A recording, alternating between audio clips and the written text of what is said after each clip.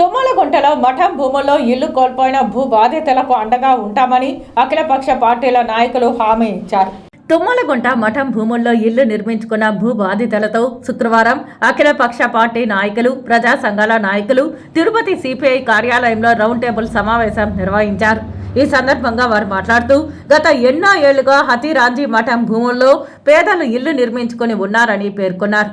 విద్యుత్ శాఖ కరెంటు మీటర్లు, స్థానిక పంచాయతీ ఇంటి పన్నులు మంజూరు చేసి ఉన్న ఎమ్మెల్యే సంపూర్ణ మద్దతుతో రెవెన్యూ అధికారులు, పోలీసుల సాయంతో ఇళ్లను కూలగొట్టడం దుర్మార్గమన్నారు. 20 ఎకరాల మఠం భూమిని ఎమ్మెల్యే ఆక్రమించుకుని ఉన్నారని, మరో 10 ఎకరాల్లో ఆయన అనుచరులు పెద్ద పెద్ద భవంతులు నిర్మించుకుని ఉన్నారని, ఇవన్నీ రెవెన్యూ అధికారులకు కనిపించవా అని ప్రశ్నించారు. ఇల్లు కోల్పోయిన 70 కుటుంబాలకు అఖిలపక్ష పార్టీల నాయకులు అండగా ఉంటారని హామీ ఇచ్చారు.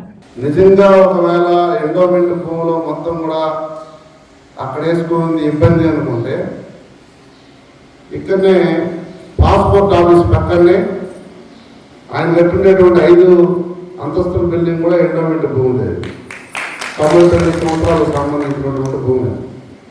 దాన్ని కొట్టేసి రమ్మని చెప్తాం. నీకు ఒక న్యాయం, ఇంకొక న్యాయం కరెక్ట్ కాదు. ఒక శాసనసభ్యులైన తర్వాత ఓటు రాజకీయాల్లో మాట్లాడని చెప్పే ఎలక్షన్ వరకే ఉండాలి.